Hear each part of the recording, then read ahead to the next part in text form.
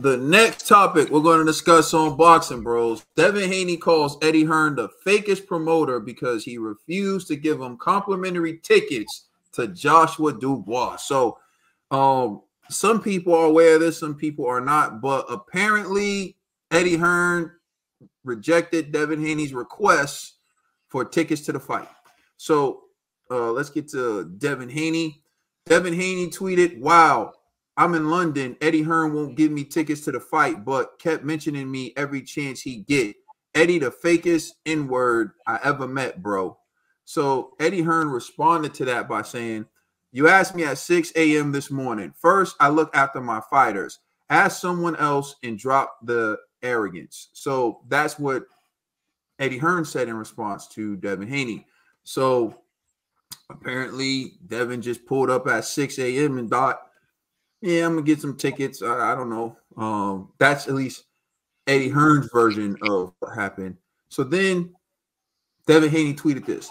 "I respect Bob because he kept it straight business, and so did Oscar. He wasn't trying to act like he was my friend, and he cared about me so much. Eddie act like that, then two-face behind your back." That's what Devin Haney tweeted. So he's saying, Eddie doesn't keep it professional. He acts like he cares about you. He acts like he's your friend. But all that is moot because somehow, some way, Devin Haney has made it into Wembley Stadium for Anthony Joshua versus Daniel Dubois. You see him there, and you see what is that?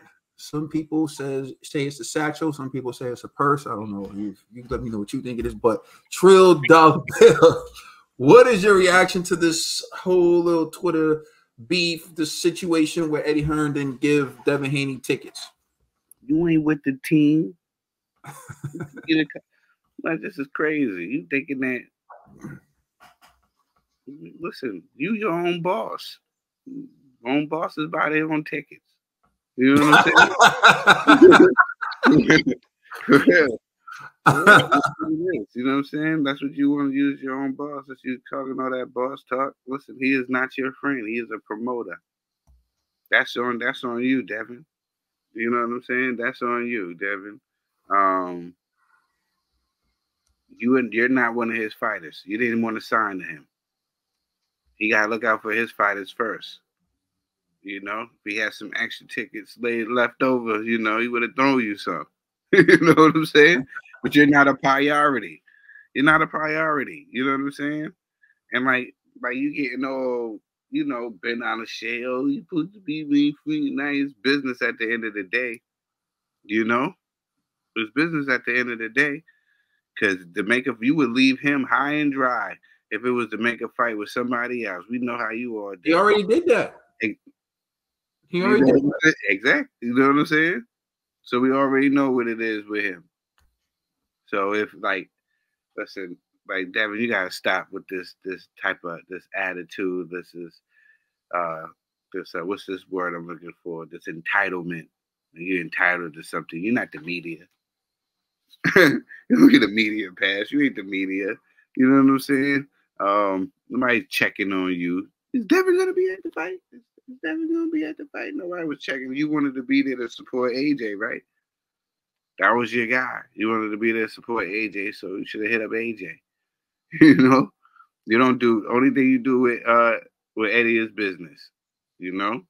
Eddie would do business with you again, and he'll give you tickets then once you sign something. But for right now, he got to take care of his stable. He got to take care of his people. And I'm not mad at Eddie for that.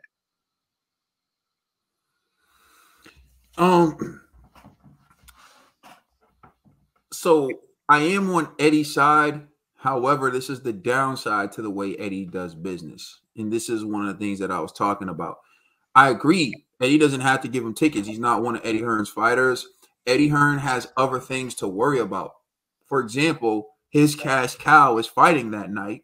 Exactly. The company, the brand is on the line. Frank's been dominating this man in practically, putting belt to butt. You know what I'm saying? Like he's been, Frank has basically given a display on basically, like, to be honest, taking advantage of Eddie. Like Frank has been showing why years of experience matter in the sport. And remember how Eddie came in disrespecting all the old heads, and now you see him taking pictures with Leonard Ellaby, and you see him showing respect to Frank, and you see Frank showing experience, knowledge of the sport of boxing. So, again, Eddie overpaid fighters. He gave fighters luxuries he shouldn't have. He spoke. He does a sales job, and he does his sales job so well they don't even realize that what he's saying isn't true. You know what I'm saying? So you see Wilder's face. Wilder, maybe I am that good. Eddie's doing such a good sales job, they don't even understand that what he's saying isn't true, and that's the problem. He's saying Eddie's the fakest. He's saying Eddie acts like he really cares about you. And see, that's where the old heads got Eddie beat. They realized that at some point you have to draw the line between business and friendship. And Eddie crossed those lines, and he crossed those lines several times. I'm going to give you an example. Before I went to law school, I worked in a juvenile lockup facility. When I worked in a juvenile lockup facility, you're working with young inmates who aren't old enough to be in adult jail yet, but they've committed some serious crimes, right? So while you work there, you want to be friendly with them. You want to develop rapport with them, but you can never cross the line between being a professional and being their friend. And a lot of people would cross those professional boundaries. So what would happen is when they would try to discipline those kids, they wouldn't listen to them.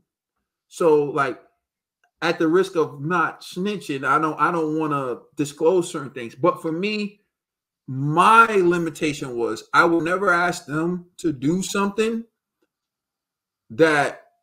or I would never ask them to do something, or I would never penalize them for doing something the average kid their age did. So, for example, they weren't allowed to, relieve themselves and like, you know what I'm saying. If you don't know what I'm saying, then hey, I can't break it down for you any further. But like, if they were doing that, I'm not gonna argue with them about that. That's something the average kid their age is doing. But one thing I wasn't gonna do is turn my back if I caught them smoking. And I'm certainly wasn't going to bring them anything to smoke. You understand? And like I would bring in my Xbox and so they can play it. I would bring in my laptop and let them rap, and I would like put it on a CD for them. This is back in the days when people still had CDs, and I put on a CD for them. But what I wouldn't do is let them diss another hood or let them diss someone who died on the record. I would be like, look, I'm not doing that. You gotta take it off. They get mad at me or whatever, but they respected me because they saw me as a professional and not their friend, right? And you got to draw that boundary. So like they always knew at the end of the day, they knew where my loyalties lie. They knew they knew like I was cool. They knew I wanted to see them succeed. They knew I had their back, but they also knew that if I find contraband, I'm reporting it. They knew like, now if I find you got some little dirty magazines or whatever, I may turn a blind eye to that. Like, you beat yourself and don't try to beat me, but like, that's what I'm saying. Eddie crossed those lines to where you would make them feel like you can't smoke an L with one of them. And then when you find contraband, hey, come flip this room. We need to flip this room. They're going to be looking at you like you fraud. You know what I'm saying? So like Eddie, this is what I'm saying with Eddie. Like Eddie would cross certain lines. Eddie would do certain things where I feel like it's going to come back to bite him. And it's coming back to bite him because you go back and look at the way he was promoting Devin. Oh, he was promoting Devin like he was number one pound for pound. He was the best. He was doing business. He was, you know what? He didn't comp Devin last night. But how many times did he comp Devin in the past in a similar situation? To where Devin felt like this is going to be a given. And now that he got cooked by Ryan, you don't want to comp him no more. That does kind of make you look sleazy. You see what I'm saying? Although you're right, technically, if you were doing it that way from the beginning. See, now Eddie Hearn wants to stand on business. Now Eddie Hearn's like, oh, I'm not taking no losses. I'm strictly straight now, all this. But every fighter's now looking at him like, yo, we thought you was our friend. We thought you was our guy. Now you want to be professional all of a sudden.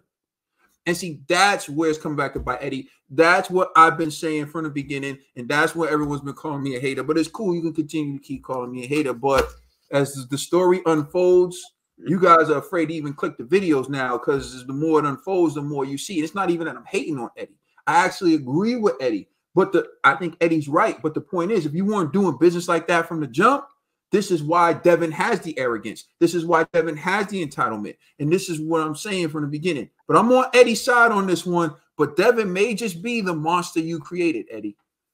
Let us know how you feel in the comment section. Please like and subscribe. Check us out on Instagram and Twitter. And please check out our podcast on all major streaming services. I'm the Commissioner of Trill Dollar Bills. My brother Cadence, LLG for life. We the Boxing Bros.